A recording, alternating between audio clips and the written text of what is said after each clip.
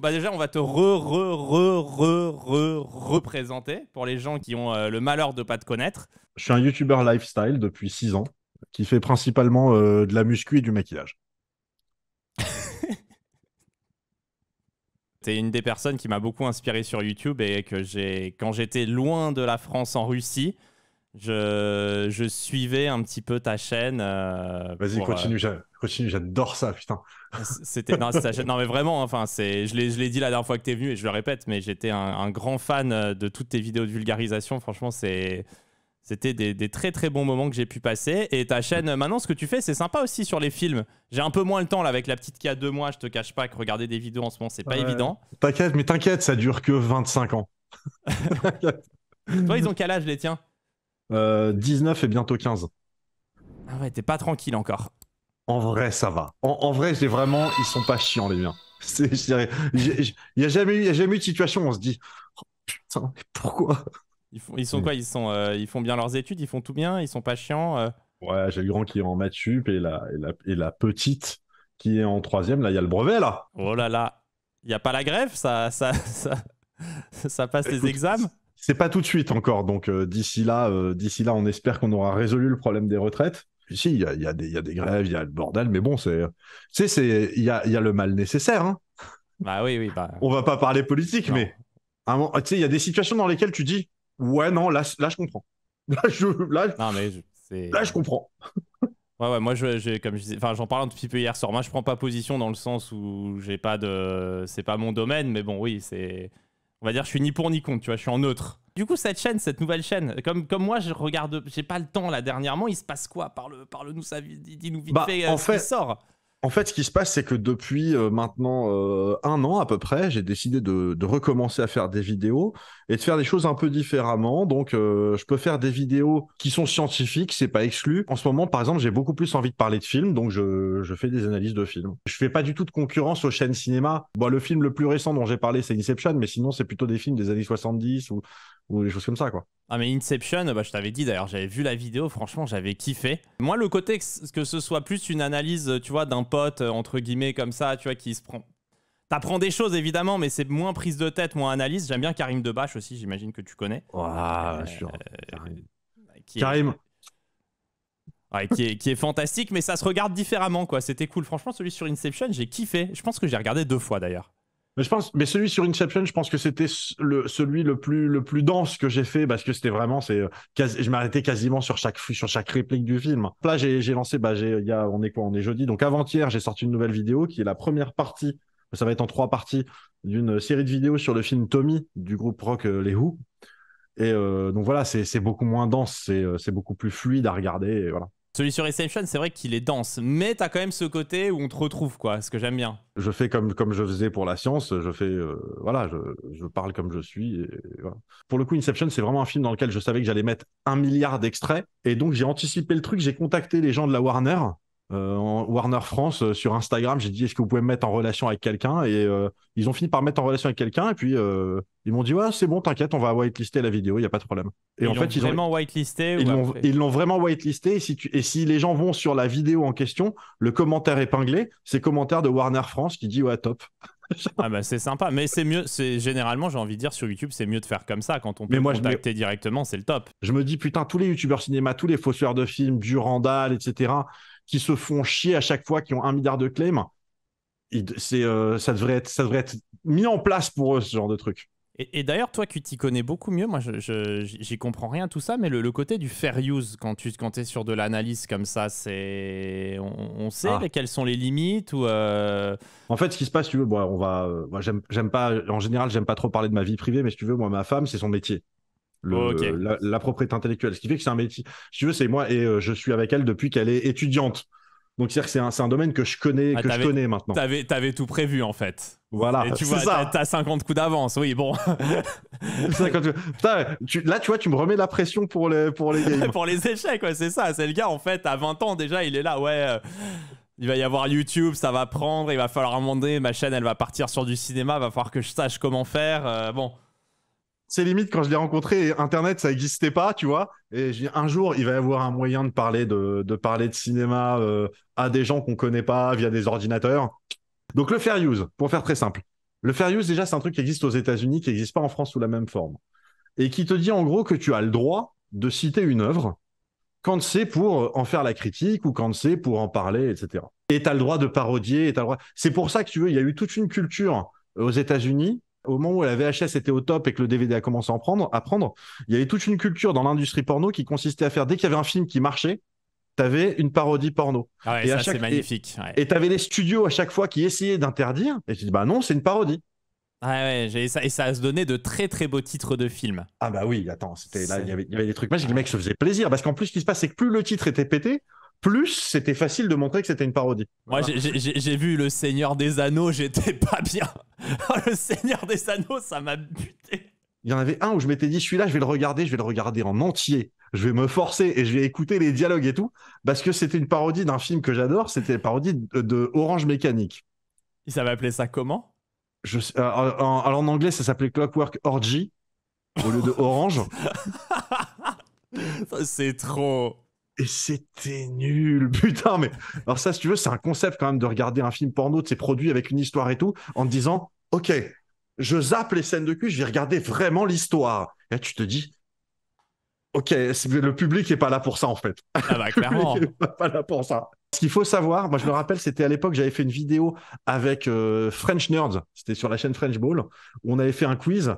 Et justement, il y avait des questions où il fallait trouver les vrais titres. C'est-à-dire qu'il donnait le titre du film, il disait 20 milieux sous les mers. Et il fallait trouver le vrai titre d'un film qui existe. Et donc celui-là, je m'en rappelle, c'est 20 000 vieux sous mes mères. Oh putain. Oh, Ah, voilà, il y a Selkis qui vient de le dire aussi dans le chat. Ah, c'est 20 000 vieux sous mes mères. C'est celui-là, tu te dis, j'ai pas envie de le voir, ça va. Ouais, non, celui-là t'as pas envie, non. Bref, en tout cas, ça c'est le fair use aux États-Unis, mais en France, il existe un truc qui s'appelle l'exception de citation. Quand une œuvre a été divulguée, parce que ce qui se passe, c'est que tu n'as pas le droit de citer une œuvre qui n'est pas sortie. Si toi, tu es en train de préparer un album musical et que moi, je commence à faire une analyse critique d'un morceau que tu n'as pas sorti, tu peux me tomber dessus. Ok. Mais une fois que l'œuvre est sortie, et le texte, il dit précisément, ça commence comme ça, il dit l'auteur ne peut pas interdire. C'est même pas tu as le droit de faire, c'est que l'autre peut pas t'empêcher. Et tu as le droit, et donc dans les trucs que l'auteur peut pas interdire, il peut pas interdire la parodie, et il peut pas interdire les courtes citations dans le but d'analyser, de critiquer ou d'éduquer. Enfin voilà, pour tout ce qui est éducation, critique, tout ça, il peut pas l'interdire. Là où la limite est floue, ça veut dire quoi courte citation? Parce que tu peux pas dire simplement que c'est une durée. Parce que, par exemple, une durée de 5 secondes sur une œuvre d'1 heure et demie, c'est court, mais sur un jingle qui fait 8 secondes, c'est quasiment tout. Demain, tu veux diffuser la Ligue des Champions, j'aime bien prendre un truc qui est connu, genre du foot, et montrer les actions, ça c'est clairement, t'as pas le droit de le faire. Alors, si tu montres... Alors, ce qui se passe, c'est que là, c'est particulier parce que c'est pas du droit d'auteur. D'accord, et ça, c'est encore une autre chose. Ouais, là, c'est des droits de diffusion, c'est des licences, c'est encore très... Et puis, en plus, alors, le sport, déjà, c'est particulier, mais alors, le foot... C'est un truc de zinzin. Donc il y a une différence entre droit d'auteur sur une œuvre et droit de diffusion quand c'est un événement en direct avec des droits. Ok, c'est encore une autre finesse, quoi. Ouais, donc c'est hyper compliqué. Mais attends, là où c'est plus compliqué, c'est que donc le texte, il te dit que voilà, une œuvre avec des droits d'auteur, tu as le droit de la citer. Une fois qu'elle est sortie, tu as le droit de la citer pour en faire la critique, tout ça. Sauf que en termes de jurisprudence, de ce qui a déjà été jugé au tribunal, il y a uniquement des jugements sur du texte. Ça veut dire si tu cites une phrase d'un livre, ou si tu cites même un paragraphe d'un livre. Et donc, pour l'instant, tu as encore des juristes qui te disent « mais ça marche pas pour la vidéo ». D'accord. Sauf que tu leur dis « bah si ça marche sur la vidéo, c'est juste que pour l'instant, ça n'a pas encore été jugé, mais une vidéo, s'il y a des droits d'auteur dessus, et donc voilà. » Et on dit dans le chat « et un discours de vestiaire d'équipe de rugby ». Tu peux le citer. C'est-à-dire que voilà, si à un moment donné, tu as un coach qui fait un super discours, tu regardes les yeux dans les bleus, tu vois Aimé Jacquet qui fait un super speech, etc. Tu veux montrer pourquoi ce speech il était inspirant, tu peux prendre des extraits en disant voilà, quand il dit ça, c'est ça que ça veut dire, tu as le droit de le faire. D'accord, et donc c'est hyper compliqué, la diffusion, c'est un truc à part, quoi. Ok, je comprends beaucoup mieux. Et toi, tes romans, du coup, ça se passe comment? C'est pas Marc Lévy. C'est pas Marc Lévy, mais Lola doit mourir, ça c'est le titre du dernier, j'espère pas dire de bêtises. Lola doit mourir, c'est le titre du dernier qui était sorti donc il y a 1 an et demi maintenant. Mais t'étais pas tombé à une mauvaise période pour la sortie? Il y avait pas eu un truc genre le Covid, les librairies fermées? Ça c'était celui d'avant. Ça c'était celui d'avant qui est sorti quand les librairies étaient fermées. C'est genre en fait, je sors le livre, j'ai fait une dédicace le jour de la sortie, 2 jours après librairie fermée, et il y a mon éditeur qui me dit bon, il y a encore les coins librairies dans les Fnac, les Leclerc, les trucs comme ça. Et 2 jours après, bim, les coins librairies des trucs ferment aussi. Ah, faut que tu fasses comme Yans. Tu connais le chanteur Yans? Non? Non, ouais, bah, faut que tu regardes sur TikTok, il est assez extraordinaire. Il fait le tour des Leclerc pour. Ouais, il est connu pour les tours des Leclerc, des concerts Leclerc, quoi. C'est bon ça. Ouais, Yann, c'est bon, une légende. Tu pourras découvrir après. C'est une légende du rap. Pour nous, c'est une légende, si tu veux. Mais ils ont eu bonne presse en plus, tes livres. Moi, je l'ai donné à ma mère, elle a kiffé. Le deuxième, je te dis, il y a vraiment eu zéro communication. Il y a quasiment pas eu un article, pas un papier, pas une radio, pas une télé, rien du tout, quoi. C'est dommage parce que le sujet, c'était le cyberharcèlement. C'était pile le sujet qui était chaud à ce moment-là. Et le problème en plus, après. Bon là c'est pas de bol hein, comme on dit souvent sur ta chaîne, c'est que donc le bouquin est sorti en poche en octobre dernier, sauf qu'il est sorti en poche une semaine après l'assassinat de la gamine de 12 ans qui s'appelait Lola. Ah putain. Ah le bad beat. Et donc moi immédiatement quand c'est arrivé, j'ai appelé la maison d'édition pour dire est-ce qu'on peut reporter parce il faut surtout pas sortir le bouquin maintenant. Ah bah ouais, personne n'a envie de l'acheter, ouais, c'est horrible. Non mais c'est pas que personne n'a envie de l'acheter, c'est qu'il y a pas un libraire qui va le mettre en rayon. Bah non, mais juste ça, oui, mais c'est ça, c'est que ça va pas du tout, ouais. Et voilà. Et en fait, c'était beaucoup trop. Mais c'était vraiment 5 jours avant, donc c'était trop tard pour reporter la sortie. Et donc, du coup, le bouquin est sorti, mais moi, j'ai pas fait de com dessus. La maison d'édition a pas fait de com dessus. Les libraires ont pas fait de com dessus. Et donc, voilà. Et là, t'imagines un Baki qui est là, il pensait, il doit pas être bien. Et qui rigole comme ça, il doit pas être bien. C'est terrible, c'est terrible. Ouais. C'est terrible. T'as vraiment eu le. Ah ouais, c'est le timing, il était sur tes 2 livres, en fait, tu pouvais pas faire pire. Le timing était vénère. Donc là, je suis en train d'écrire le 3e. Ça fait 1 mois que je suis coincé sur la fin, que je suis bloqué sur la fin, que je suis pas content. Chaque fois que j'écris la fin, je dis non, c'est pas bon. Je recommence. Et voilà. Et puis on verra quand il sortira. Préviens-nous quand même la date de sortie, qu'on sort pas trop de chez nous quelques jours avant, hein, parce qu'à mon avis, premier c'est le Covid, le deuxième t'as une fille qui se fait décapiter, bon le troisième, guerre mondiale, c'est... En fait, il faut que j'arrête, d'écrire des livres parce que dès que tu sors un livre, j'ai une merde. Arrête maintenant. Mais par contre, les 2 premiers ont très bien marché, les livres y pensaient. Ah, les livres y pensaient, ils avaient très bien marché. Ouais. Bon, après, si tu veux, c'était l'âge d'or de la vulgarisation sur YouTube. C'était à l'époque, il n'y avait pas 700 YouTubeurs qui avaient sorti leurs bouquins, tous plus ou moins dans les mêmes domaines. Il y avait beaucoup de demandes et pas encore d'offres. Donc, moi, si tu veux, ça a surtout marché parce que le timing était bon. Moi, si tu veux, je suis content de ces bouquins, je les trouve bien, mais ils sont pas particulièrement exceptionnels par rapport à d'autres bouquins qui sont sortis aussi, tu vois, en même temps, ou après. Ouais, je comprends. Les romans, c'est plus ton... Comment dire c'est plus personnel, on va dire ça comme ça. Ouais, les romans, c'est vraiment des histoires que j'invente et que j'ai envie de raconter, et puis voilà. Mon tout premier bouquin, Y penser, il existe en audio en anglais. Ça doit être particulier, tes premiers bouquins, Y penser en audio, non? En audio, mais ouais, je pense aussi, si tu veux, il existe en anglais, il est sorti aux États-Unis, et le mec qui fait la voix, en fait, c'est un acteur qui a joué genre dans 3 épisodes de NCIS. Tu vois, genre, ça me fait délirer. Ça me bute, ça. Et donc les 2 romans en français là, ils sont sortis en audio. Donc le premier roman, c'est la voix française, c'est Sylvain Ayaès, c'est un comédien de doublage comme on dit, qui fait la voix de Haro en français. Ok. Ah ouais. Et la meuf, et c'est une meuf qui fait le deuxième, donc Lola doit mourir. Et j'ai oublié son prénom. Ah putain, je suis désolé, j'ai oublié son prénom. Bref, c'est la sœur de Vanessa Paradis, donc elle s'appelle quelque chose Paradis. Elle a une voix vraiment qui est hyper agréable. Alison, merci. Alison Paradis. Putain, mais les gens ont les refs, hein. Ils sont très bons. Sébastien 314 qui dit Vanessa B Paradis. Les parents se sont pas fait chier, le 3e Vanessa C, et puis ouais, c'est bon. Bah, ils ont des bonnes évals en tout cas sur Amazon. Lola doit mourir, 4,5 étoiles, il a des bonnes évals. Ouais, moi, si tu veux, c'est ça aussi qui me fait un peu chier, c'est que les gens qui l'ont lu ont l'air d'avoir assez aimé, mais c'est juste que la plupart des gens, ils savent juste pas que ça existe en fait. Ouais, mais si t'as pas de com, de toute façon, C'est ça. Mais après l'avantage du livre, si tu veux, c'est en plus c'est de la fiction, donc les gens pourront très bien le lire dans 2 ans, dans 5 ans. Voilà, ils auront peut-être une deuxième vie, tu vois. Complètement, mais bon, on sait généralement comment ça se passe avec les librairies et tout. T'es mis en avant, c'est comme les algos YouTube, t'es mis en avant. Quand t'es pas mis en avant, c'est ça. Tu peux faire la meilleure vidéo YouTube du monde, si l'algo il décide de l'enterrer, il l'enterre. Hein. Et moi, mais attends, tu rigoles, mais moi, il y a une librairie, une grosse librairie que je vais pas nommer pour pas me fâcher avec toute l'enseigne, mais une grosse librairie à Strasbourg, qui est l'endroit où je vais acheter mes DVD et mes livres. Et il te chie dessus en prenant pas tes bouquins.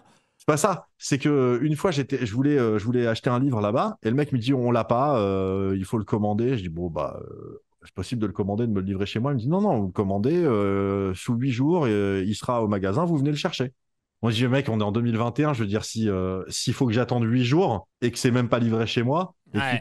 explique-moi pourquoi je prends pas sur Amazon quoi. Et le mec en fait, il a entendu le mot Amazon, il a phasé là-dessus et quand mon bouquin est sorti, il l'a pas mis en rayon. Sérieux?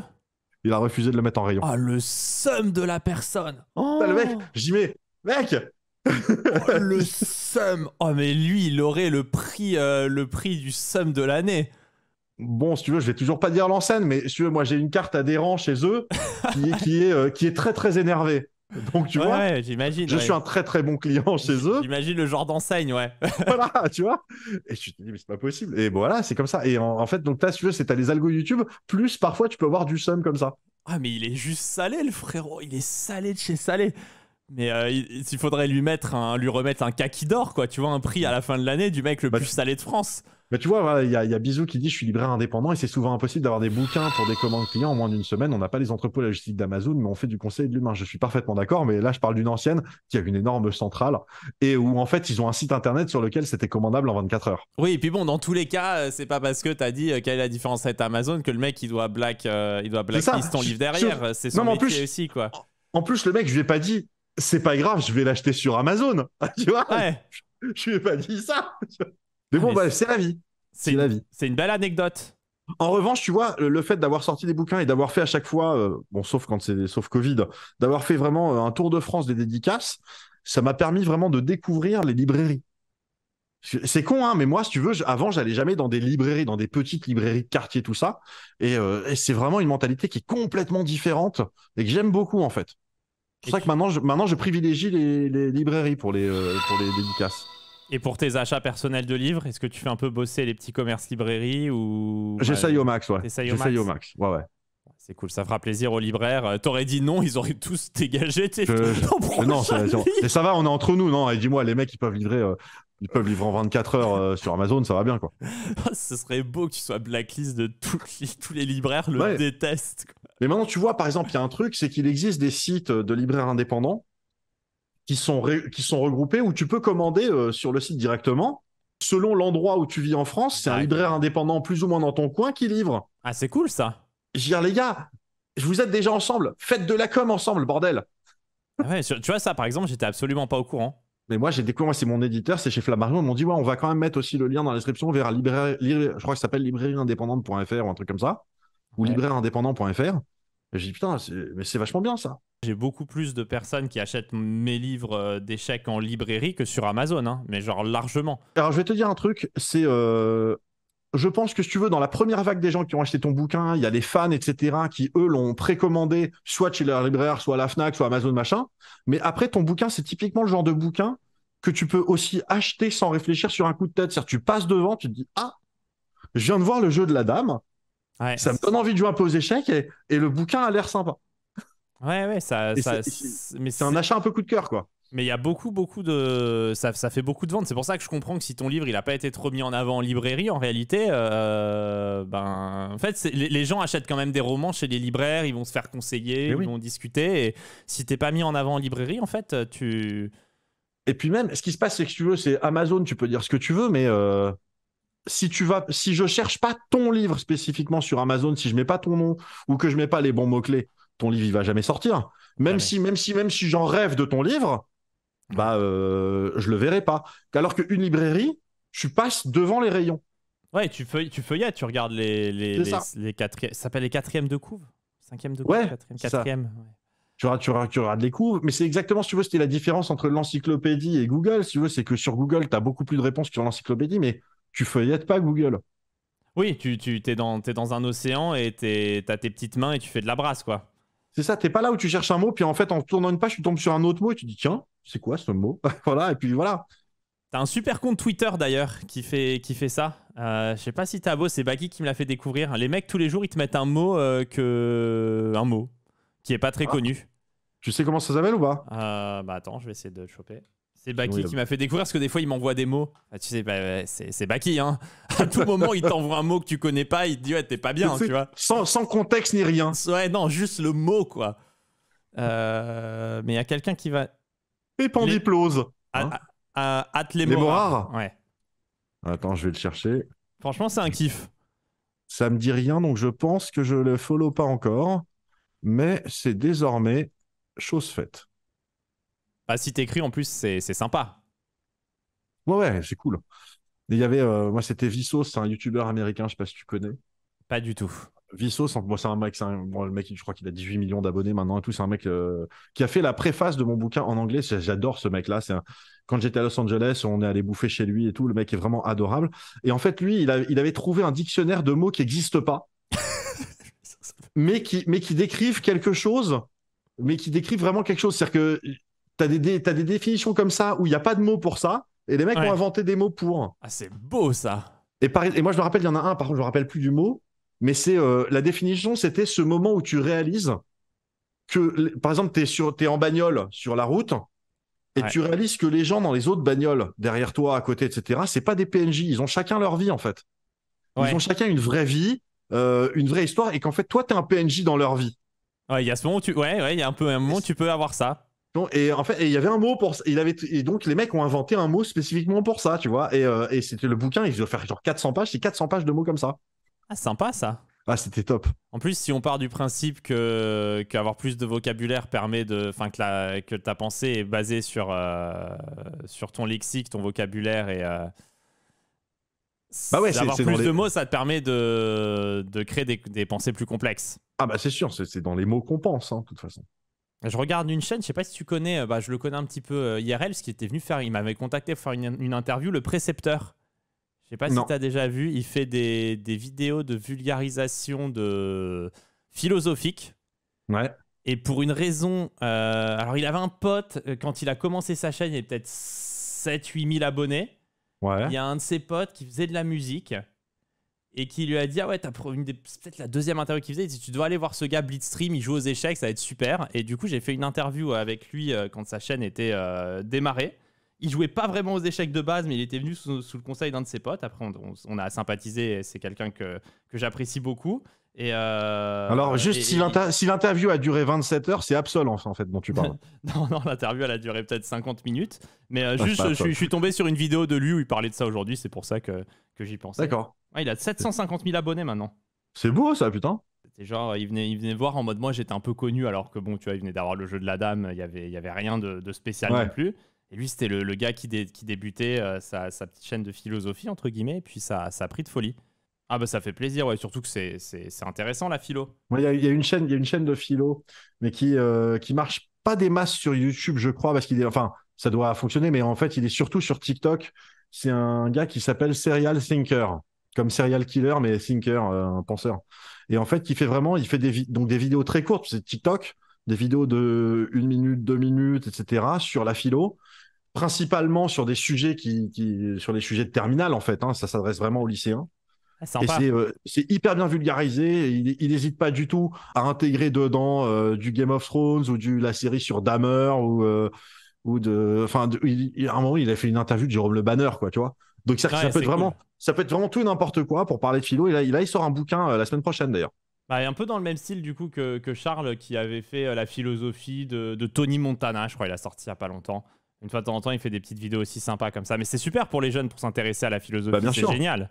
Non, mais surtout que le gars en question, si tu veux, moi je le connais un peu, si tu veux, c'est un gars qui à la base, il est prof de philo, quoi. Donc c'est même pas juste un mec, si tu veux, c'est pas comme si moi d'un coup je me disais tiens, je vais faire de la philo ou ça peut être rigolo, mais je suis pas compétent, tu vois. Là, genre lui, c'est son métier, quoi. Donc, ouais, la chaîne est cool. Ouais, c'est passionnant de regarder ce genre de vidéos. Et j'ai vu, tu as fait un jeu de rôle il y a pas longtemps avec un gars que j'aime beaucoup aussi, que j'ai beaucoup regardé, c'est Nota Bene. Ouais, ah bah Ben. Et il est comment IRL, quoi, tu vois, le fanboy. Parce que ces vidéos, j'en ai regardé. Bah, c'était les deux chaînes que je regardais le plus. De toute façon, c'était toi et Nota Bene. Ben, alors, si tu veux, c'est sans doute aussi lié au fait que Ben et moi, on a commencé quasiment en même temps. Je sais pas s'il a commencé juste après ou juste avant, mais globalement, on a commencé en même temps. Et ça a monté en parallèle, si tu veux. Mais donc, tout ce que je vais dire, ça va jouer parce que je pense que c'est lié au fait que il était de cette génération-là qui s'est lancée sur YouTube en se disant, en attendant que je puisse bosser dans tel ou tel truc, ça m'occupe, mais je vais pas gagner ma vie avec ça. Ce qui l'a pas du tout fait pour l'argent, quoi. Ah bah Et c'est la belle génération. Enfin, moi aussi, je suis de cette époque-là, quoi. Du coup, même si ça marche un peu après, et ça se ressent, tu vois. Moi aussi, j'aime ouais, bien les anciens, comme Charles ou quoi. Ouais, bah, je comprends tout à fait ce que tu dis à 200%, voilà. quoi. Et le gars, donc IRL, il est adorable. Ah, ça m'étonne pas. En fait, si tu veux, c'est IRL, si je suis 100% honnête, IRL, j'ai 100 fois plus un caractère de merde que lui. Ok. Et Voilà. déjà, t'as bon caractère. Je peux aussi me comporter comme un connard parfois, mais bon, voilà, non mais bien, c'est un mec qui est vraiment adorable et pour le coup, et moi je suis hyper content pour lui, c'est-à-dire que lui ça cartonne vraiment. Après, c'est-à-dire que lui maintenant c'est devenu industriel, c'est-à-dire je sais plus combien ils sont, enfin je crois qu'ils sont Ouais, 10 ouais. ou 12 à bosser et ils sont sur des bouquins. Là, il a fait un bouquin sur les Vikings, ils ont levé je crois 600 000 euros au crowdfunding, donc ça cartonne. Il est sur YouTube, il est sur TikTok, il est partout et c'est cool. Ah, C'est cool. il est très très bon, franchement. Les vidéos, elles sont toujours quali et tu passes toujours un bon moment. Je regarde lui, je regarde un peu un nouveau que j'ai découvert. Alors, je sais pas s'il s'entend bien avec Nota Bene, du coup, mais je crois que c'est La Folle Histoire. La folle histoire, c'est qui la folle histoire? Bah, il fait un truc un peu dans le style, du coup, de Nota Bene. Sympa aussi. Mais je connais pas du Après, tout IRL, hein.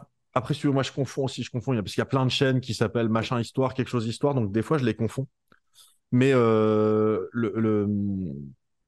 putain, je vais dire un truc, ça y est, j'ai zappé.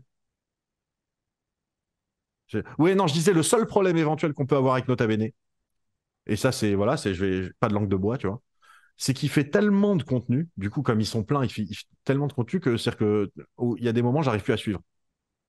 Ouais, ouais, ouais. Il y a des Bon, moments, tu découvres, tu dis, genre, tu regardes pas pendant une semaine, tu te dis, il a sorti 8 trucs, tu fais, hein? Comment? Maintenant, il fait du podcast en plus, je crois. ouais, ouais, ça j'ai pas pu suivre. Il fait les shorts aussi, mais moi alors là avec la fille en bas, avec ma petite fille en bas âge, Ouais. c'est terrible avec les vidéos de Nota Bene parce que j'en ai plein qui sont vus jusqu'au bout.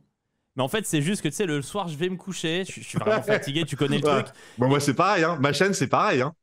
là, je me dis, je vais mettre une petite vidéo de Nota Bene. Et puis en fait, je me réveille le lendemain matin, il y en a 4 que j'ai vu jusqu'au bout. Évidemment, j'ai vu 30 secondes de la première, je me suis endormi. Donc en gros, c'est hyper quali parce qu'il a une voix sympa et ça te berce bien. Mais après, tu sais plus ce que t'as regardé, t'as pas regardé. Donc il y en a, je pense que je les ai vus, j'ai dû les voir beaucoup de fois. Mais moi, c'est un truc que j'adore. C'est des fois comme ça, je m'endors devant YouTube et je me réveille. Et en fait, je suis réveillé au milieu de la nuit parce que je suis au milieu d'un débat de 5 heures. Ouais.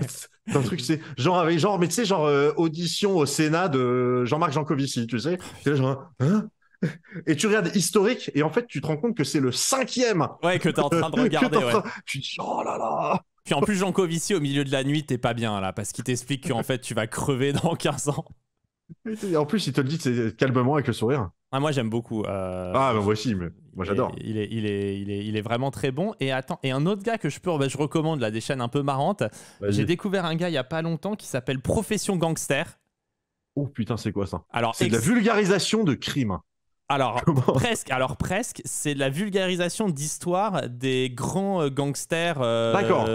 dans le monde. Mais en plus, tu vois, moi, comme je suis d'origine italienne, machin et tout, tu vois, il te raconte l'histoire de la mafia sicilienne dans les années 20, Ouais. 30, pendant la prohibition. Mais tu vois, c'est super bien fait. Ça dure 1 heure et Ouais. demie. T'es là, tu te poses. C'est Ah, c'est vraiment cool. très, très, très bien. Et comment il s'appelle? Donc, quoi, Profession crime? gangster. Profession gangster. Ok. Ah, il a pas beaucoup de vidéos, hein. Il en a genre 20-25, mais franchement, tu te mets ça, C'est pas mal déjà. Ouais, ouais. Si les vidéos font 1 heure et demie, c'est pas mal, hein. Ah ouais, ouais, t'as des vidéos comme ça, ils t'expliquent toute la vie, le machin, et puis t'as des phrases qui ont été dites. Tu vois en fait que la réalité dépasse la fiction. Ah, mais oui, bien sûr. Donc c'est... Ouais, dans les petites chaînes comme ça. Enfin, c'est même pas une petite chaîne, mais bon, les chaînes qui sont pas faciles à découvrir, on va dire ça comme ça. Ouais, ouais. Ouais, ce qui se passe, c'est que les chaînes qui maintenant sont noyées au milieu d'un milliard de chaînes que YouTube pousse, quoi. Ouais, ouais, mais ça, l'algo YouTube, bah, on en parlait en message privé il y a pas longtemps, c'est particulier, hein. Franchement, c'est... C'est insupportable. Ça. Mais moi, je leur ai encore, il n'y a pas plus tard que cette semaine, j'ai eu quelqu'un de chez YouTube au téléphone, je lui disais, il peut rien y faire, lui, mais je lui disais, arrêtez d'avoir autant confiance dans vos algorithmes. Ouais. Vos algorithmes, ils sont pas plus intelligents que ce que vous leur demandez de faire. Et à force de trop vouloir leur faire confiance, ce qui se passe, c'est que l'algorithme, une fois qu'il a compris ce qu'il devait faire, il va juste faire ça. Et en fait, ça va formater les formats. Et bah, c'est ce qui se passe. Et ça Bien sûr. uniformise tout et ça uniformise la pensée. C'est horrible. Ça uniformise de ouf. Après, ce qui se passe, c'est qu'il est tellement chiant sur la régularité. C'est-à-dire que si t'es un gars qui fait juste des shorts en disant tu te filmes tous les jours, genre limite c'est be real, tu vois, tu te filmes tous les jours en disant hey, salut les gars, ça va, et tu raccroches. Et que du coup, ça devient la norme. Bah, tu m'étonnes que les mecs qui produisent des vidéos où il y a des équipes et tout, ils font des burn-out. Bah, bien sûr. Parce que t'es obligé de tout le temps sortir des vidéos et si tu sors pas de vidéo pendant un mois, ta chaîne, il commence Ah à la bah, pénaliser. ça, je peux t'en parler, hein, ça, je connais bien. Puis j'ai l'impression qu'ils ont un score caché sur les chaînes aussi, probablement. Ah, alors, il y a un score sur les chaînes, c'est caché dans le sens où on On le le sait connaît pas, pas, ouais. on le connaît pas, mais c'est pas caché dans le sens où on sait qu'il existe. Ouais, mais c'est dégueulasse en fait. Parce que ça veut Ah dire que bah, à un moment donné, t'as un petit coup de mou, tu fais quelques vidéos qui marchent moins bien, il te baisse ton score. Mais moi, j'ai remarqué sur ma chaîne maintenant que, en fait, il y a un pool de gens, quoi. Il y a des gens qui regardent souvent ma chaîne, à qui montent mes vidéos. Genre, je sais pas, ça représente, j'en sais rien, je dis une bêtise, mais 200 000 personnes. ouais. Et au-delà de ces personnes-là, en fait, ils ne montrent plus les miniatures. Même si tu as une vidéo qui a eu un taux de clic on va dire, allez, 15%, ce qui est énorme, Ouais. bah, il va la montrer à ces 200, 300, 400 000 personnes. Et après, t'as beau avoir eu un gros taux de clic, ben, il la Ouais, c'est montre tout. pas aux autres. Non, c'est tout, ouais, je suis d'accord. Mais c'est Et débile. je viens de te dire, monsieur, moi, je connais des gens, j'ai fait le test avec des abonnés à moi, où je leur ai demandé d'aller dans la page, de valider d'abord qu'ils étaient bien abonnés à ma chaîne, parce que des fois, il y a aussi le truc où en fait, tu crois que tu es abonné parce que tu regardes les vidéos d'une chaîne, mais en fait, Ouais. tu n'es pas abonné. Je leur ai dit, ouais, tu es bien abonné, vérifie, ouais, je suis abonné. Va dans la page abonnement et regarde combien de temps est-ce qu'il faut que tu déroules avant de trouver ma dernière vidéo qui est sortie il y a une semaine ou il y a 15 jours, etc. Et il y en a eu des cas où on le trouvait pas. C'est-à-dire que le mec, il descendait. Alors que c'est des gens qui sont abonnés normalement enfin, ils sont abonnés normalement. C'est-à-dire qu'ils sont abonnés à 80 chaînes. Parce que t'as des gens, ils Oui, sont ils sont abonnés abonnés Oui, oui. t'es abonné à 82 000 chaînes. Tu te dis, ouais, ok, c'est bon, c'est noyé, c'est mort. Mais les gens qui sont abonnés normalement, et en fait, c'est-à-dire que tu te dis que même dans le truc, même dans l'onglet abonnement, l'algo, il fait du tri. Ouais, il le fait beaucoup. Et Mais j'avais fait une vidéo là-dessus l'été dernier qui s'appelle La Perception, justement sur le fonctionnement de ces algorithmes et tout. Enfin, ça parlait de plein de choses qui ont à voir avec la perception. C'est là où je m'étais frité avec YouTube parce que j'ai montré des nichons dans cette vidéo. Ah, c'est la fameuse. C'est la première, parce qu'il y a Ouais. eu la deuxième, c'était Cool as Ice. Alors sur la première, ils ont rien pu dire. Du coup, ils se sont lâchés sur la deuxième, ils me l'ont d'abord démonétisé, ils me l'ont mise en dollar jaune et tout. Et puis là, pour l'instant, elle est toujours en dollar jaune, mais bon, j'ai pas encore abandonné l'affaire. Tu te bats, quoi. Ouais, mais j'en ai marre, si tu veux, on est vraiment tombé exactement les règles US. C'est-à-dire que tu peux avoir une meuf en string qui va twerker devant la caméra pendant 16 minutes sans interruption, ça passe. Ouais. Mais si tu fais une vidéo à la plage et que dans le fond, il y a une nana qui est en train de bronzer seins nus, non, c'est interdit, ça. Ouais, C'est le sexe. C'est le sexe. C'est On la peut loi pas. bête et méchante, ouais, c'est Mais terrible. et non, c'est surtout la loi Ah, US, quoi. US, oui. Oui, bien sûr. Parce qu'en France, on n'en a rien à foutre de ça, Ouais. normalement. Mais c'est pas la loi US qui prévaut sur YouTube? Non? Non, ça aussi, c'est une idée reçue. En fait, ce qui se passe avec YouTube en France, ils respectent le droit français. D'accord. Ça, tu vois, c'est un truc que je sais, même en ayant fait des milliers de vidéos YouTube, c'est un truc que je savais pas, tu vois. Ils sont tenus à respecter le droit français. Ça veut pas, ils peuvent avoir des règles à eux. Ouais. Ils peuvent avoir un règlement spécifique. Mais par contre, ce qui se passe, et que c'est là où c'est un autre sujet, c'est que le règlement spécifique qu'ils ont, par exemple, s'ils disaient, OK, maintenant c'est interdiction les nichons, c'est interdit. Tu dis d'accord, mais dans ce cas, c'est interdit partout. Il y Alors a que pas là, il y a de. des exceptions, etc. Par exemple, si tu veux, par exemple, il y a eu beaucoup de bruit à propos des gros mots parce qu'ils avaient ultra serré les vis et puis maintenant ils ont un peu desserré. Grâce à la France, hein, c'est YouTube France qui a poussé une gueulante en disant mais arrêtez vos conneries, on doit avoir le droit de dire putain ou merde sans que ce soit d'un coup la mort, quoi. Mais putain, Et ça reste, non, un mot en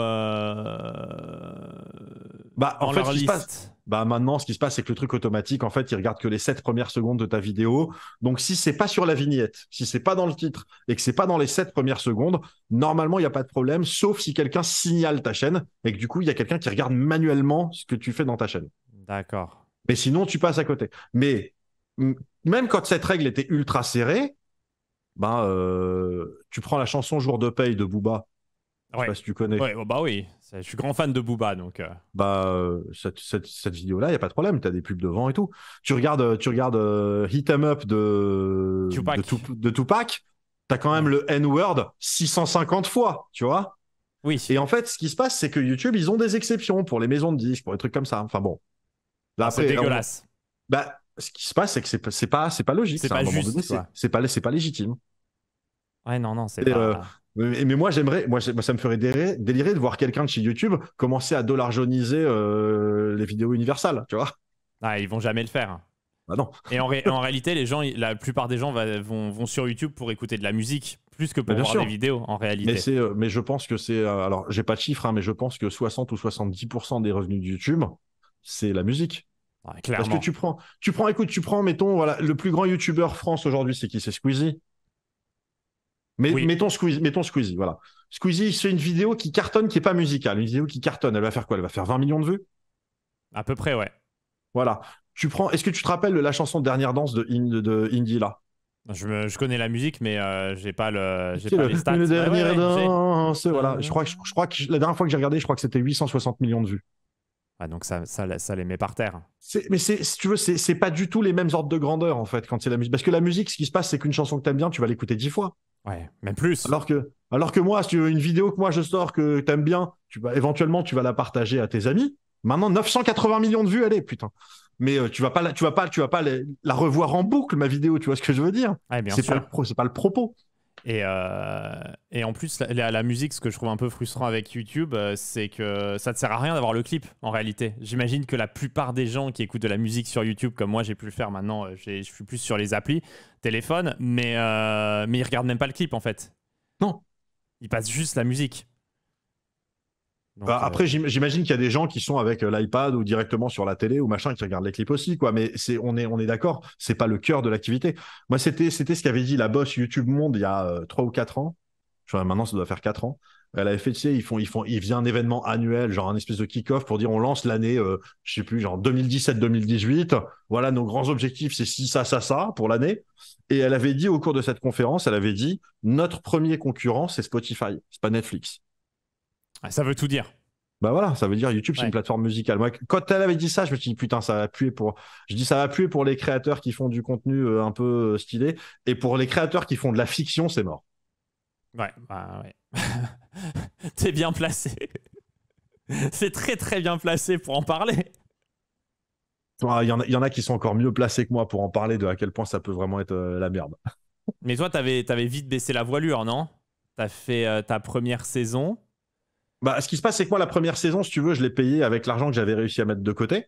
Ouais. Parce que moi, ce qui se passe, c'est un truc aussi, les gens savent pas, mais moi, en fait, l'argent des bouquins m'a permis de vivre pendant, on va dire, depuis le premier, il est sorti en 2015, jusqu'à quasiment il y a 2 ans, si tu veux, je vivais vraiment des bouquins. Et ce qui fait qu'en fait, tout l'argent de Tipeee et l'argent de la YouTube Money, donc des pubs, allait dans ma boîte et c'était full pour la chaîne YouTube. Je me suis jamais versé de salaire sur cette boîte. Et donc, du coup, avec tout l'argent que j'avais réussi à mettre de côté, j'ai produit la saison 1 de RL 3 en sachant d'ores et déjà, j'avais déjà en tête le fait que si je voulais faire une saison 2, je pourrais pas le faire moi, ça coûterait trop cher. Mais que la saison 1 pourrait me servir peut-être comme une carte de visite, un peu comme un pilote, tu vois. Ouais. Et bon, j'ai discuté. Alors, il y a des trucs horribles parce que moi, j'avais une boîte de prod avec qui j'avais discuté, avec qui ça avançait. On était vraiment avancé sur le dossier. Ils voulaient vraiment produire la série RL3. Et au moment où on a commencé à remplir les papiers pour faire les demandes d'aide au CNC, à la région, les machins comme ça, bon, ça c'était leur sauce à eux, tu vois, moi je sais pas comment ça marche, ça. À ce moment-là, il y a eu le premier confinement.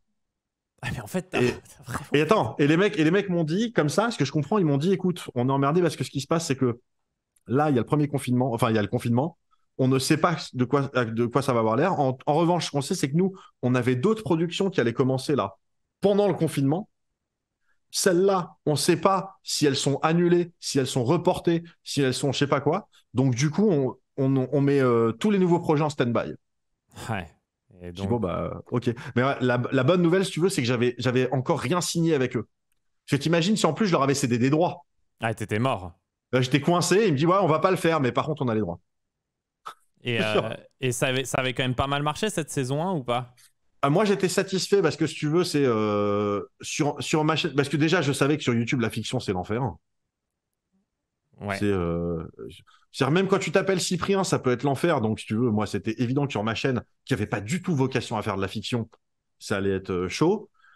En même temps, si tu veux, moi, quand j'ai sorti mon truc, je crois que c'était après Clyde Vanilla, de mémoire. Et en fait, ce qui se passe, c'est que Antoine, il s'était pris une sauce, en fait, parce que t'avais, franchement, sa série audio Clyde Vanilla, en fait, c'était bien, c'était quali et tout. Après, t'aimes pas, bon, t'aimes pas. Mais si tu veux, les gens, en fait, lui étaient tombés dessus, genre, ouais, mais c'est pas ça qu'on veut voir, c'est pas machin. Et en fait, moi, la conclusion que j'en avais tirée, c'est qu'il l'avait annoncé trop tôt. Donc, en plus, c'est moi, c'est genre, la première annonce que j'ai faite d'Arel 3, c'était la veille de la sortie du premier épisode. Hmm. Et donc, du coup, je savais vraiment pas ce que ça allait donner.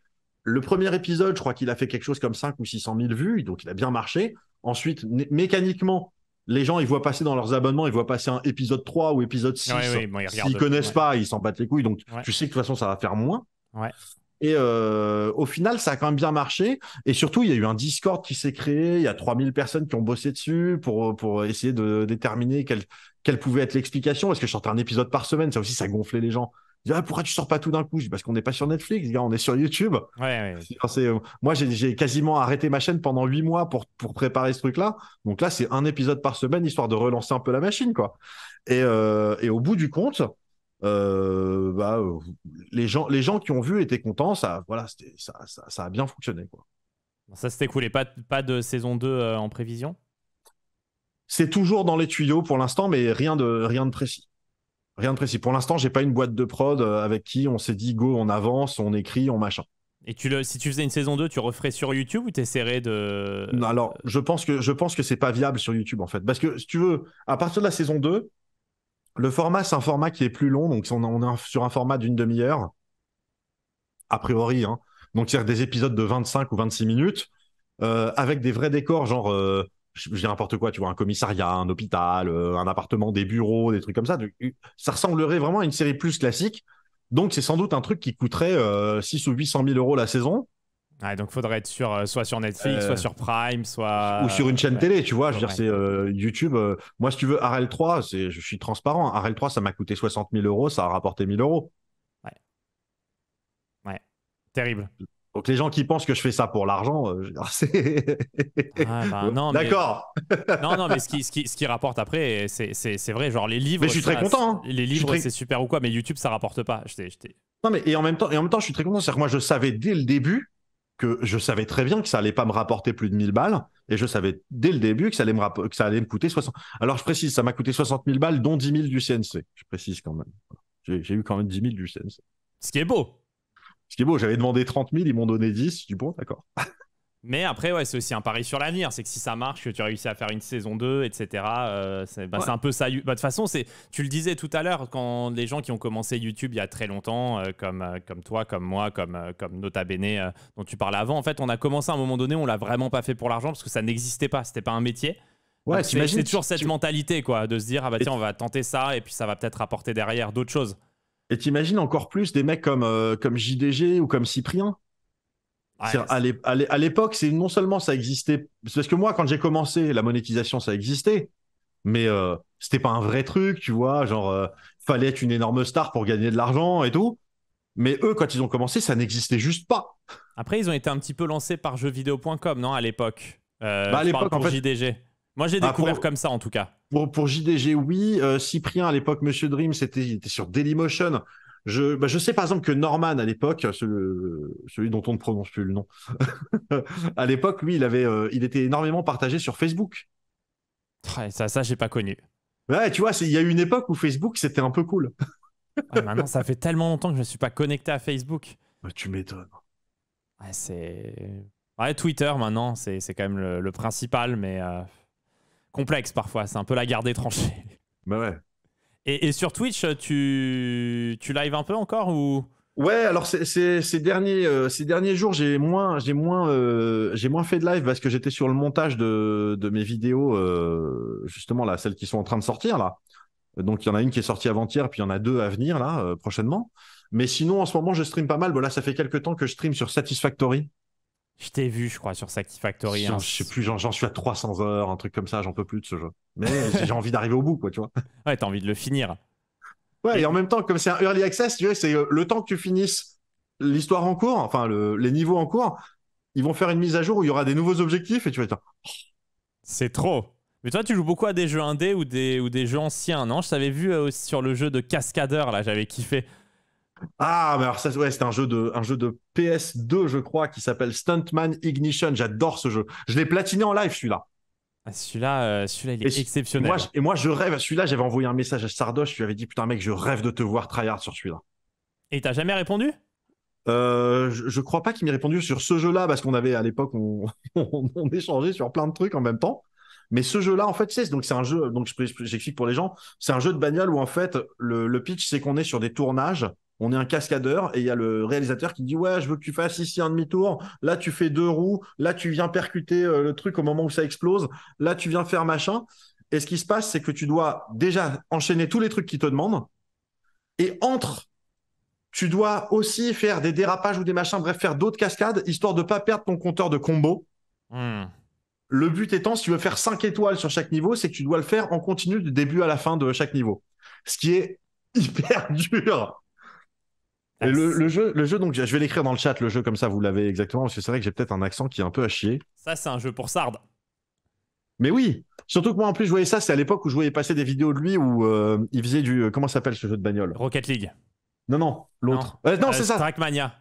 Non, c'était l'entraînement sur des maps. Ah ouais. Oh, c'était infernal ces lives quand il faisait ça, c'était infernal. Tu vas sur son live pendant une demi-heure, ça lance pas de game, il est en train de taper la balle, machin. Oh, c'était trop. Il a dit c'est abordable. Il a utilisé ces mots. Ah BOR. J'adore. Mais il doit être live là. Mais là, je crois qu'il est dans Minecraft, non, en ce moment. Il était pas mal sur Minecraft ces derniers temps. Ouais, je crois que maintenant League of Legends, il le fait en off en fait. Je sais pas s'il joue encore. Hein. Et puis il est sur le chessboxing aussi. Ouais, putain, oui, c'est vrai. C'est vrai que t'as raté ça. T'as raté ta tête vue, mais t'as raté en live. C'était beau. Ouais, j'ai pas vu en live. C'était beau. Mais alors, le chessboxing, c'est quand même un concept. Mais moi, si tu veux, chessboxing, en fait, il faut mettre des méga poids lourds de la boxe. Il faut juste qu'ils tiennent le début de game. Et c'est tout, ça suffit. Bah, merci. Bah, c'est exactement ce que j'ai dit en sortant de l'événement. J'ai dit moi j'étais frustré personnellement parce que j'ai dit on a vu beaucoup de gens qui jouaient pas mal aux échecs et du coup qui faisaient de la boxe à côté. Et j'aurais bien aimé voir un main event de 2 gars qui sont 800 aux échecs, qui sont à chier, mais qui défendent à peu près. Voilà, c'est ça. Par contre, ce sont des champions de MMA qui exactement. se marrent. Putain, mais c'est exactement le truc que j'ai dit en sortant de l'event. J'ai dit ça manque en fait. Bah ouais, mais attends, mais moi il y a plein de trucs comme ça. Mais tu veux, moi si tu me lances sur ces sujets-là, moi par exemple, j'aimerais bien voir un sumo gardien de but au hockey. Putain, mais tu fais ça, c'est bon, il y a plus un palais qui rentre. Hein. Possible, ouais. Je me rends pas compte de la taille. Je l'ai vu en vrai, mais je me rends pas compte de la taille entre le sumo et le but. Mais ouais, tu prends une grosse. Ah bah, je peux te dire que là.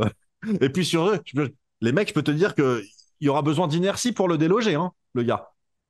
Oui, puis en plus, avec les protections, etc., ça rajoute encore pas mal de volume. Donc oui, en fait, tu l'assieds devant. Le mec, il s'assoit devant et voilà. Ouais, ils disent pas très vif le sumo, ouais, mais bon, il va prendre 90% de la cage. C'est le problème des gens qui sont grands, qui sont lourds ou qui sont gros, c'est qu'ils sont effectivement moins vifs. Mais par contre, c'est-à-dire que si tu dois le bouger, déjà c'est plus dur, et puis c'est beaucoup plus d'inertie, quoi. Ça fait combien une cage Est-ce qu'il y a quelqu'un qui sait de hockey sur glace? Je sais pas, mais c'est vraiment pas grand. Hein. Non, c'est pas grand. Ça fait pas 2 mètres de large, hein. Je veux dire, Non, c'est pas. Et c'est pas haut surtout. Ouais. Ouais, ça veut dire que le gars, il contrôle. Mais pourquoi personne l'a jamais fait? Je sais pas. Je regarde le chat parce que j'attends qu'on ait une réponse. 1m80. 1m80 sur 1m80 par 1m20. Ah bah oui, en fait, le mec, il ferme la cage. Mais je pense qu'il y a moyen de fermer quasi complet. C'est-à-dire que le mec, il laisse une lucarne comme ça dans un coin, donc t'auras bien des gars qui vont réussir à en taper un de temps en temps. Mais voilà. Qui dit sûrement que ce serait de la merde. Ouais, mais... Juste pourquoi ça n'a jamais été testé, même en mode troll sur YouTube ou quoi, pourquoi il n'y a personne qui a fait une vidéo, même. Bah après, si tu veux, je pense qu'au basket, c'est peut-être interdit. Tu vois, prendre un mec vraiment très très grand au basket qui reste sous le panneau et qui met juste sa main, tu sais, dans le panier, juste pour dégager la balle quand elle arrive. Je pense que c'est interdit. Non, mais ouais, en fait, tu peux pas dégager une balle quand elle est sur sa phase descendante.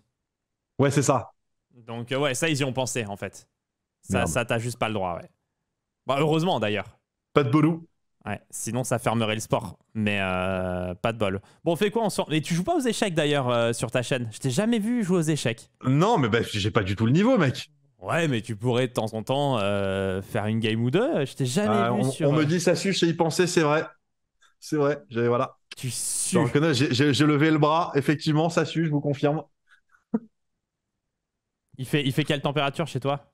Bah en fait, alors moi c'est particulier dans mon bureau, si tu veux, c'est particulier parce que je n'allume jamais le chauffage parce que tu vois, je respecte l'environnement. Et en fait, le bureau est chauffé par l'ordinateur. Donc il fait chaud. Ok. Non mais surtout en plus là j'ai la lumière, même si ça a beau être de la LED, mine de rien ça chauffe quoi. Ok. Ok. Mais bon, si je l'éteins, on me voit plus. Et là T'es- tu perds d'un coup 300 abonnés. Ah bah là, c'est. Eh Là, tu d'ailleurs, fermes la les chaîne. gens, depuis que je suis arrivé, j'ai pas vu tomber de Prime là. C'est quoi ce bordel? Écoute, ils ont perdu l'habitude, ils ont perdu la main. C'est ça parce que Doc FV hier il s'est lâché. Et Ah ouais, vous avez tous cru que c'était gratos maintenant. Allez les Prime. Et merci à Jawed Jardin pour le Prime. Voilà. Jawed, très bien. Ça part tout de suite. Attends, j'ai une petite anime en plus. Je vais la mettre. Ouais, mais elle est derrière moi. Attends, je vais la mettre à côté de toi. Je l'ai mise à côté. Voilà, Yazi qui vient d'offrir 5 subs. Mais les gens sont contents. C'est vrai qu'on fait trop rarement de petits talks comme ça. C'est super intéressant de parler autre chose que d'échecs. C'est cool. Mais t'as vu comment je temporise pour pas jouer? Tu temporises à fond. Mais en plus, t'as fait des progrès. Hein. Quand tu m'envoies les games, tu joues nettement mieux qu'avant. Mais tu vois, en fait, donc là maintenant, pour le chat, je vais être transparent par rapport à ce qu'on s'est dit, si tu veux, récemment. C'est que moi, en fait, donc je suis assez monté par rapport à avant où je tournais plutôt autour de 900, 950. Maintenant, j'ai réussi à monter jusqu'à 1100, 1130, voire 1150. Mais je me suis rendu compte d'un truc, plusieurs trucs. Le premier, c'est que d'abord, je fais des streaks où d'un coup, je vais faire 8 super bonnes parties. Je vais prendre 80 points de Hello. Et puis le lendemain, je vais faire 8 parties à chier où je vais perdre 100 points. Donc, j'ai pas du tout cette constance-là. Et après, je dois quand même reconnaître que très souvent, quand je gagne, c'est parce que le mec en face fait une vraie belle connerie. Alors, c'est une vraie belle connerie que je vois. C'est là que j'ai fait du progrès là-dessus. Mais c'est quand même rare que je fasse une partie où, si tu veux, je me dis, là, j'ai bien fait le truc, j'ai bien tout fait, et boum, c'est rentré. J'ai quand même remarqué sur les dernières parties que tu m'as envoyées que tu punissais beaucoup mieux les joueurs qui se développaient mal. T'as vu la violence ou pas? Mais ça, si tu veux, c'est d'avoir vu vraiment. C'est plusieurs vidéos que t'as faites. Il y en a une qui est récente, Ouais, j'en ai sorti une il y a 10 jours. Mais il y en avait une que t'as sortie il y a 10 jours. Là, c'était sur où t'avais ton compte Pédagonulified, là, je sais plus comment il s'appelait. Ouais, Pédagonuld, ouais. Voilà, qui était arrivé à 1200 et tu t'es dit, bon, allez, maintenant, on va aller pourrir les gens pour monter à 1400. Et effectivement, cette vidéo, elle était. Mais surtout, moi, la vidéo, je pense qui m'a le plus débloqué des trucs, c'est la vidéo sur le rock opposé. Parce que je sais pas si tu te rappelles, mais moi, j'adore jouer le rock opposé.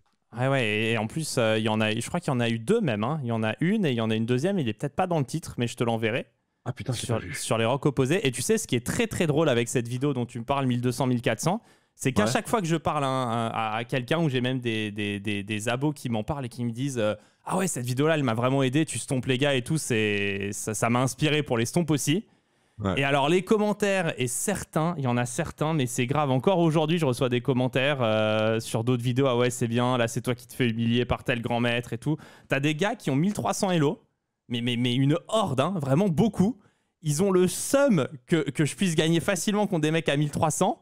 Et ils sont en mode ah ouais, bien fait pour ta gueule, machin, t'as perdu. Mais je leur dis, mais les gars, en fait, moi, je fais ça pour vous aider de base. Quand je me lève le matin, je me dis pas aujourd'hui, je vais aller stomp des 1300 sur Chesscom, je m'en fous, tu vois. Et t'as une horde de gens qui prennent ça, genre premier degré. Enfin, je sais pas comment dire. Surtout que je suis à peu près sûr que si tu prends ton compte normal, là, celui qui a 2800 Elo, là, ouais. Si tu commences à jouer des mecs qui ont 1300, je pense que même si tu gagnes, tu perds de l'élo. Ouais, t'es bloqué à zéro, ouais. C'est ça, tu vois. Rien, donc c'est de toute façon, c'est surprenant, quoi. Ouais, mais je sais pas, t'as des gens, c'est comme le gars de la librairie à Strasbourg. Ouais, ils ont le seum, en fait. C'est ça. Et t'arrives pas à comprendre pourquoi, parce que tu fais ça pour les aider, justement. Il y a plein de gens comme toi qui ont un retour et qui me disent ah ouais, cette vidéo-là, elle était dans un style différent, elle m'a vraiment aidé. Non, mais moi en plus, j'aime bien parce que moi c'est clair que j'ai toujours senti que c'était une bonne strat le rock opposé, mais avant je savais pas du tout comment le faire, et maintenant je sais un peu comment le faire. Ouais, Mais par contre là où je coince et c'est net, c'est les ouvertures. Les ouvertures, je suis nul encore. Pour l'instant, je fais juste, c'est pour ça par exemple, je gagne plus souvent avec les noirs qu'avec les blancs. Parce que c'est plus facile pour toi quand tu mènes pas le jeu en réaction. Parce que je suis dans la réaction, c'est bon, j'arrive à comprendre ce que le mec en face fait. Aussi parce que quand moi je suis 1050, le mec en face aussi, il est 1050. Je pense que si je joue face à même juste un 1300, déjà, ou un 1200, je pense que je me fais ramasser. Ouais, mais écoute, moi, dans les dernières parties que j'ai vues de toi, là, je sens le potentiel. Je te mets pas la pression parce que c'est pas en un jour qu'on va gagner 200 points. Ah, mais, c'est sûr. parce qu'en fait, je sais qu'il y a un moment là, au niveau où t'es, où il n'y a pas une grosse différence. Là, t'as un jump. Ouais. C'est ça, maintenant, il faut passer le palier et après c'est bon. C'est ça, il y a un palier. Je sens que tu vois, 1002, 1003, là, tu t'en approches vraiment. Et un autre truc que j'adore dans ton approche des échecs, c'est que je vois que toi, t'es quelqu'un qui s'amuse vraiment. Et ça, c'est quelque chose, je profite que tu sois là pour le dire aussi à tous les gens qui suivent globalement et qui regarderont en rediffusion. Les échecs, c'est un jeu. Et quelqu'un comme Bruce qui se marre à 1100 Elo, ça a autant de valeur qu'un Baki qui fait un title à 2900. Il kiffe autant les échecs. Et c'est ça l'important. Ça a plus de valeur. Non, mais tu vas même plus kiffer en fait. Parce que nous, moi, je me fatigue moins. Lui, il est épuisé, il est stressé et tout. Alors que moi, je rigole. Mais tu vois, c'est ça qui est génial. Et c'est pas parce que tu sois 600 Elo ou 2900. L'important, c'est juste de s'amuser. Ouais. Et ça, c'est quelque chose que les gens oublient souvent, malheureusement. Enfin, pas tous, une minorité de gens qui oublient. Je profite que tu sois là pour dire Bruce, t'es l'exemple parfait du gars qui se marre aux échecs et qui kiffe. Non, mais c'est l'objectif, quoi. Alors après, par contre, ouais, moi, je rajouterais aussi un autre conseil pour les gens qui voudraient se mettre aux échecs, mais qui sont pas bons. Voilà, parce que voilà, si vous savez pas perdre avec le sourire, le faites pas, parce que ça peut être très énervant. Ouais. Mais moi, je m'en tape. Non, par contre, moi, il y a juste un truc qui m'énerve encore, mais bon, ça c'est chess.com, c'est comme ça. Enfin, c'est des applis de jeux d'échecs. C'est tu joues une game de 10 minutes, puis il reste 8 minutes 30, le mec en face, tu lui as esquinté 2 pièces. Ouais, et il laisse courir, il attend. Ouais. Ça, il y en a et c'est moche. Et il attend 8 minutes 30. Et en général, il est américain. Et ça, il n'y a pas un truc où après 2-3 minutes, il faut qu'il se déconnecte pour. Faut qu'il se déconnecte pour qu'il y ait le truc machin. Donc, c'est-à-dire que le mec, il laisse le truc ouvert sur une fenêtre et puis voilà. Ouais, après, tu signales, j'espère, à chaque fois. Ouais, je signale et je bloque. Ouais. Les deux. Oui, bien sûr. Mais non, c'est le seul truc qui m'agace aux échecs. Tout le reste, ça va. J'ai même fait des games. Moi, j'ai fait des rencontres extraordinaires. J'ai fait une game. Donc là, ça va me saouler parce que je vais plus me rappeler du nom de ce que le mec m'a dit. Mais j'ai fait une game où, si tu veux, je commence mon ouverture et le mec, il m'a flingué. C'est-à-dire, j'ai rien compris. Mais le mec, il m'a fumé toutes mes pièces en 14 coups. Et le mec, et je commence à discuter avec lui. Et le mec, hyper sympa, en fait. Il me dit cette ouverture, ça s'appelle comme ça. Il faut que tu cherches sur Internet cette ouverture-là. Tu verras, c'est vachement bien. En ce moment, je suis en train de la bosser et tout. Et le mec m'a dit, mais t'inquiète. Et parce que moi, en fait, au début, je lui disais, mec, normalement, ça fait déjà 10 coups que j'aurais dû abandonner. Mais je veux m'entraîner aussi à finir les games. Donc t'inquiète, hein, je veux dire, je suis pas en train de me dire, c'est bon, je vais la gagner. Il me dit, non, mais mec, abandonne pas. À notre niveau, à nous, tu tomberas toujours sur quelqu'un qui va te filer une dame en un. Ouais, donc un gars hyper cool. Le mec hyper cool. Et non, c'était pas la Fried Liver. Non, c'était un truc vraiment vénère que j'avais jamais vu. Et j'ai rien compris. J'ai rien compris. Et il t'a buté. Il m'a buté, mais c'était magnifique. Et quand mais je l'ai noté son truc. Et tu l'ajoutes en ami quand ça se passe comme ça? Tu rejoues avec ou pas du tout? Comment ça se passe à ton niveau Alors non, j'ai pas du tout la notion d'ami sur chess.com parce que je fais que des games en 10 minutes. Je fais pas...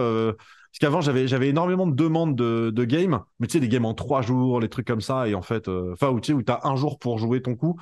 Et en fait, je n'ai jamais fait de game où j'ai peut-être en fait une ou deux au début, de game où, comme ça, où tu fais un coup et puis tu feras le coup suivant le lendemain, quoi. Ah, les parties en différé.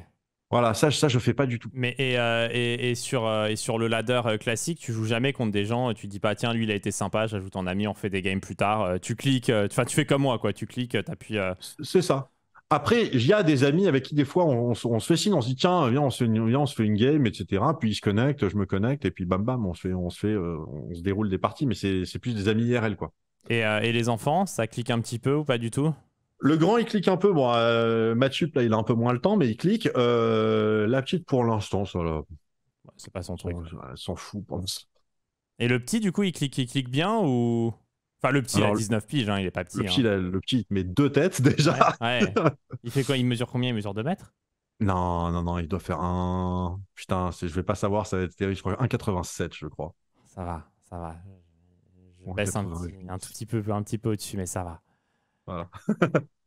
Non, non, Et, et il joue bien, du coup? Comme il fait maths sup, il doit avoir l'esprit matheux ou pas du tout? bah après, ce qui se passe, si tu veux, c'est que les échecs, moi, c'est vraiment un truc que j'ai compris tardivement, c'est que tu as effectivement l'esprit matheux qui joue tout ça, mais à un moment donné, il y a aussi l'expérience, quoi. Ouais, et puis bon, c'est l'esprit matheux, ça va 2 minutes, mais c'est pas tout à C'est fait des ça. maths, quoi. C'est ça, tu vois, moi je connais des gens qui sont nuls en maths et qui me ruinent. Après, j'ai un pote qui est chercheur en maths, il me ruine aussi, tu vois. C'est trop. Mais c'est parce que lui, si tu veux, c'est non seulement il clique, mais en plus il est bon en maths. Tu dois pas être bien. Tu Mais dois moi, pas tu être vois, bien. mon objectif, si tu veux, à terme, idéalement, mon objectif, et attends, moi, mon objectif, c'est, je pense, tu vas pouvoir me confirmer ça. Moi, j'ai le sentiment que autour de 1300, 1400 Elo, c'est le moment où vraiment tu commences à rigoler, tu commences à faire des strats un peu, à faire des tactiques et tout, sans avoir besoin d'y passer 2 heures par jour à avoir tes répertoires, tout ça. Ouais, ouais. Est-ce que j'ai tort? Parce que moi, Ouais, c'est ça que je vise en fait. moi, je pousserais jusqu'à 1005, 1006, tu vois. 1003, 1004, c'est ton prochain palier. Et tu vas voir que tu vas encore plus t'amuser. Tu vas encore plus kiffer. Et après, tu as un autre palier qui t'amène à 1005, 1006. Et je dirais, juste en cliquant, en jouant comme ça, en faisant un peu de tactique de temps en temps, après, c'est de l'acquis, tu les reperdras pas. Ouais, Mais en revanche, tu vois, des gars que je connais qui passaient souvent sur le stream et tout, qui ont vraiment tryhard et qui ont commencé adultes, qui sont montés jusqu'à 2000, donc c'est quand même beaucoup, tu vois. ouais, c'est énorme. Eux, après, quand ils arrêtent complètement et qu'ils reprennent, ils retombent instant à 1700, 1800. Genre directement. Ouais, bah, ça va. Oui, mais effectivement, parce que pour arriver à 2000, ça veut dire que tu as encore en tête la théorie sur les Ouais. ouvertures, que quelle que soit l'ouverture, les 15 premiers coups, tu les connais par cœur, quoi. Ouais, quand même pas, mais tu Ouais, mais commences enfin, à on en s'entend, quoi. connaître. Ouais, ouais, tu commences à en connaître. Enfin, tu me diras, moi, tu vois, j'ai l'impression de rien connaître, mais bon, ouais. Moi, tu vois, je suis plus sur de l'acquis à tellement long terme que j'ai une idée loin, quelque part cachée, enfouie. Je sais même pas moi-même, mais le coup, il vient. Mais tu vois, je dirais que, ouais, à 2000, 2100, c'est vrai que les ouvertures, ils ont une ouverture principale, ils ont des trucs qu'ils connaissent bien. Ouais. Ils sont dangereux dans certaines positions, même pour des gens comme moi, tu vois, ils peuvent nous mettre un peu en difficulté. Mais après, dès qu'ils arrêtent pendant 6 mois, 1 an, comme c'est pas vraiment de l'acquis profond à fond, ben ouais, ça se perd quoi. Putain, ça me fait penser, j'ai fait une game aujourd'hui qui était marrante, où il y a un mec, j'ai tenté une fried liver parce qu'il a bougé son cavale, donc c'était open pour la fried liver. Et en fait, il a rétorqué un truc dont je savais que ça existait, mais je sais plus comment ça s'appelle, où il sacrifie sa dame devant le roi en échec. C'est qu'après, quand Euh, tu bouffes la dame avec le roi, il avance son cavalier, et puis d'un coup, il te refait échec. Après, il sort sa dame, il te refait échec. Tu sais, le mec, il enchaîne les échecs. Je sais plus comment ça s'appelle ce truc. ouais, ça se peut que j'ai pas. Hein. Je vais voir, je vais lire le chat en fait. Ils disent le Noah Gambit. En fait, il y a tout un tas de Gambits entre guillemets un peu à la con, tu vois, qu'on joue pas du tout à mon niveau et que je connais absolument pas. Le Traxler, je crois que c'est ça. Ah, mais Traxler, ouais, c'est pas. Oui, oui, bon, ça c'est vraiment dangereux. Et ouais, mais alors du coup, moi, je me suis dit, bon, je sais que ça existe. Je connais pas la ligne. Je sais pas comment on va faire. Je me suis retrouvé, c'est que moi, j'ai fait toute la game avec mon roi qui était, je crois, en E4. Ouais, bon, tu t'es fait défoncer. Je l'ai gagné. Ah, tu l'as gagné. Je l'ai gagné. C'est trop. Alors, 4, c'est pas possible. Je sais pas si c'est ça. Parce que moi, Ah je les oui, vois c'est pas. le contre Gambit Traxler, ouais. Enfin, où ça s'appelle, je sais pas comment ça s'appelle. Ouais, c'est connu. Voilà, c'est ça. Et donc, voilà, donc le mec, il envoie le fou en F2. Ouais. Est-ce que tu veux que je te mette le partage d'écran sur Zoom? Non, c'est bon, moi, je le Mais- vois en diff. Ouais, C'est ouais, pas mais bien grave. t'es un peu en diff. Donc ouais, la game.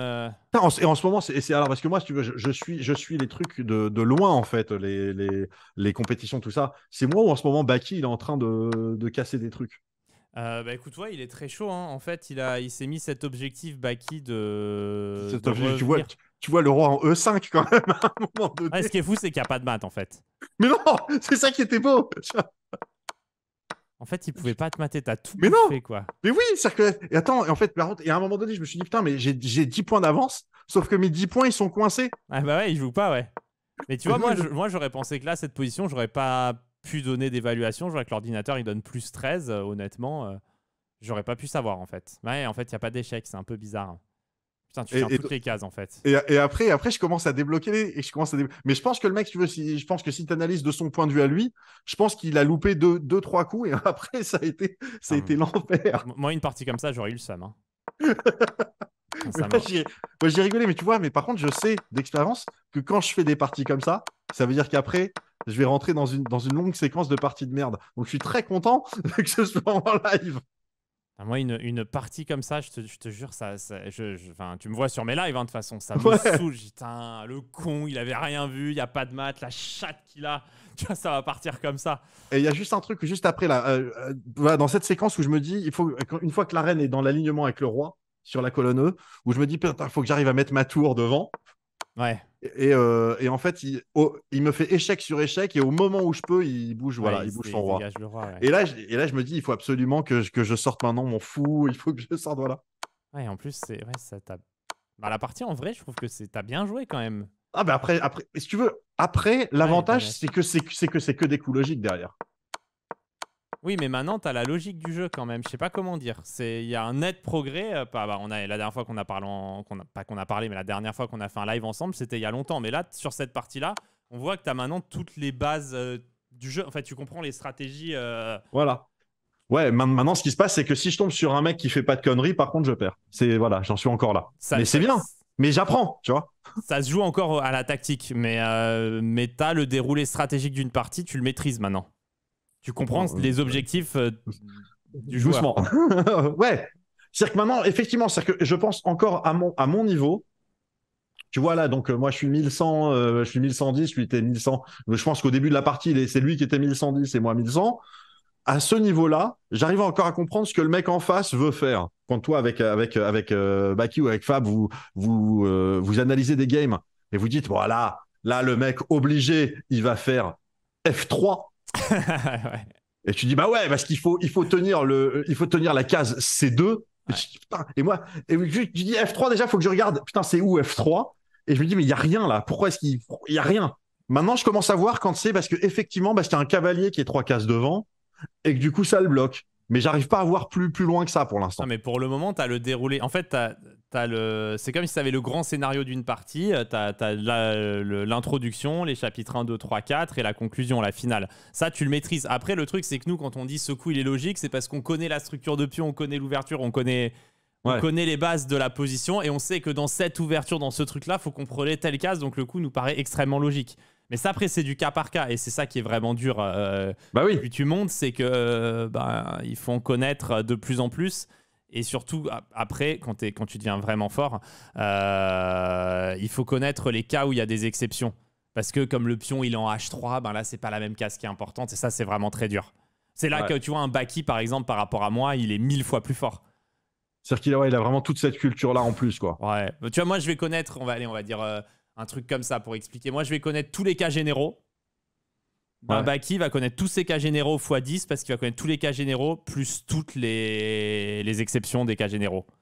Mais du coup, maintenant, je commence à comprendre pourquoi les gens qui sont vraiment bons aux échecs, ils commencent à te dire, ouais, donc cette position-là, c'était la game de Wesley So à Innsbruck en 2016.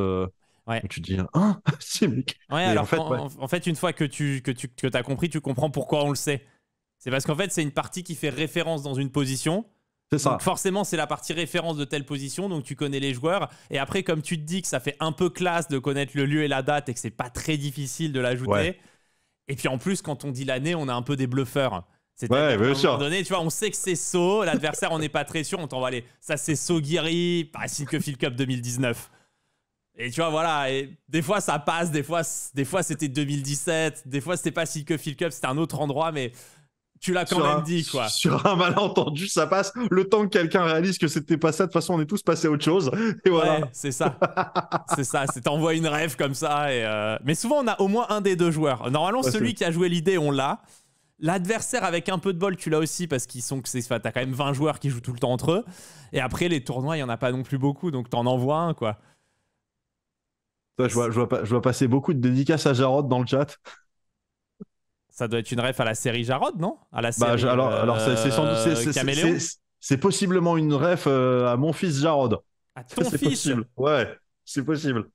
Il a Ouais, dû appeler, il a dû dire à ses potes, ils doivent être devant. Voilà. Ah oui, c'est ses potes qui sont venus. Je me pense. disais, Ouais. c'était peut-être avec la série. Tu sais, moi, quand j'étais gamin, il y avait cette série, Le Caméléon. Bah, le caméléon, bah, c'est pour ça qu'il s'appelle Jarod. Hein. Ah, c'est pour ça en plus. C'est de cette série qu'on a connu ce prénom. On s'est dit, ah, ce prénom-là. Ah, il a pas eu de bol, ton fils non plus. Moi, je me suis retrouvé avec Kevin à cause d'une série aussi. Ouais. Soda. Non, c'était avant, heureusement. Oui, non, La bien ref sûr. aurait été terrible. Ça m'aurait fait encore plus mal. Bon, on fait quoi? On se lance des games? Je vois que tout le Allez. monde est chaud.